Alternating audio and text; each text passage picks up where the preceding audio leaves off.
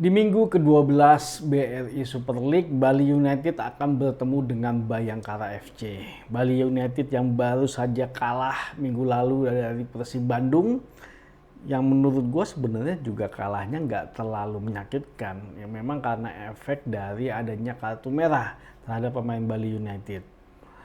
Sedangkan Bayangkara FC kemarin baru saja ditahan imbang oleh Persita Tangerang. Nah, seperti apa peluang ketika dua klub ini saling bertemu? Yuk kita bahas di video ini bersama gue Alpin, seseorang yang punya komitmen untuk sepak bola Indonesia.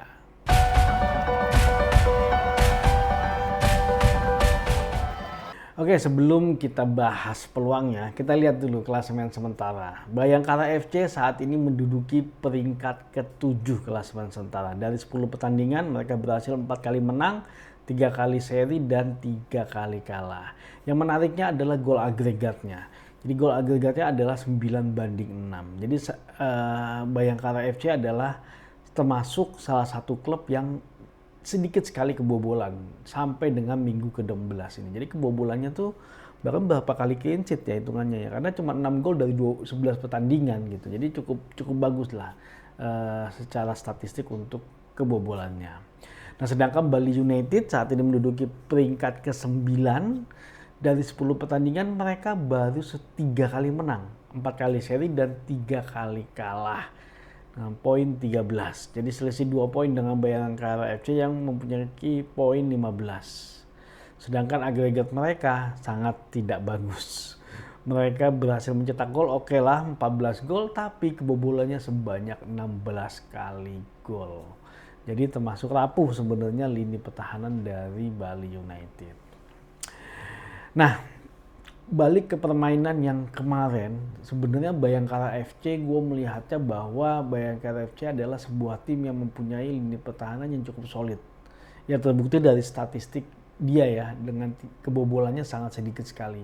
Kalau yang gue lihat di permainan kemarin, memang gue jarang sih nonton Bayangkara FC, tapi yang gue lihat dari satu pertandingan kemarin, Bayangkara FC sangat bagus menghentikan transisi dari Persita Tangerang, yang dimana yang gua tonton pun Persita Tangerang itu sebenarnya transisinya sangat bagus.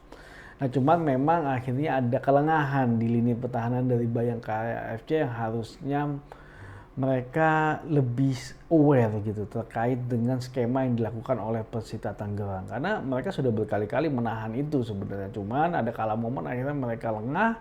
Ya sebenarnya sih ada faktor kreativitas dari Eber Besa juga yang gue bilang, yang mempunyai visi bermain yang cukup bagus gitu, dengan hanya melakukan sekali tendangan berhasil memberikan umpan akurat kepada Royka dan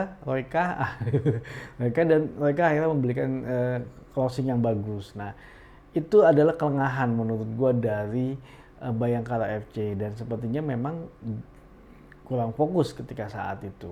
Tapi Bayangkara FC berhasil mengejar ketinggalan mereka. Nah, menariknya lagi dari Bayangkara FC yang gue lihat dari pertandingan kemarin di babak pertama dan babak kedua, Bayangkara FC itu mempunyai set piece yang cukup membahayakan. Beberapa kali gue lihat skenarionya itu, mereka selalu bisa menang duel ketika set piece. Tapi memang sayangnya set piece-nya mereka belum bisa menjadi sebuah gol.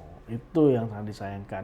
Tapi akhirnya di babak kedua mereka berhasil menciptakan gol dari corner kick dan akhirnya mampu menyamakan kedudukan buat ketika mereka bertanding dengan Persita Tangerang. Nah, sedangkan Bali United, ya seperti gue bilang tadi di awal, sebenarnya Bali United secara permainan kemarin cukup bagus kalau gue melihat. Cuman sayangnya memang ada kartu merah yang harus mereka dapatkan, dan itu menurut gue fatal akibatnya. Stamina mereka terkuras, gaya permainan juga mereka harus berubah. Padahal pada saat itu orang yang terkena kartu merah adalah orang yang dianggap bisa membawa perubahan terhadap permainan dari Bali United. Tapi apa? Akhirnya berubah dan akhirnya kelengahan itu terjadi. Faktor dari stamina pun juga berpengaruh sekali, karena saat itu yang dilewatin oleh Beckham adalah Gopel. Yang gue lihat memang peran Gopel di pertandingan kemarin agak berbeda dengan pertandingan mereka sebelumnya. Gopel dipaksa buat lebih dominan bertahan, walaupun sekali-sekali dia dipaksa juga untuk bantu menyerang. Tapi ya itu seperti menghabiskan energi karena memang kita tahu kualitas dari para pemain Persib Bandung secara sayapnya mereka juga kencang-kencang, terus juga mereka mampu bermain bola kaki ke kaki. Ya mau nggak mau mungkin itu adalah bagian dari skenario ataupun bagian dari teknikal yang diminta oleh pelatih Bali United supaya Gopel agak lebih turun untuk menjaga lini pertahanan. Ya efektif sebenarnya, cuman ya karena berhubung kemarin ada pemain yang terkena kartu merah dan sepertinya itu mengganggu konsentrasi dari Bali United. Nah, bagaimana ketika nanti Bayangkara FC akan bertemu dengan Bali United? Bali United kemungkinan akan kembali seperti permainan mereka sebelumnya. Mereka akan lebih dominan menyerang kalau menurut gue dibandingkan ketika mereka waktu melawan Persib Bandung kemarin. Mereka agak sedikit lebih bertahan. Nah, Bayangkara FC memang trennya mereka adalah menggunakan lini pertahanan yang kuat. Jadi bisa jadi walaupun mereka bermain di kandang, mereka tidak akan terlalu keluar sangat terbuka yang gue lihat. Mereka akan sangat berhati-hati sekali. Mereka tidak mau terkena serangan baliknya dari Bali United. Nah, bisa jadi malah nanti di permainan itu Bali United lah yang akan lebih mendominasi.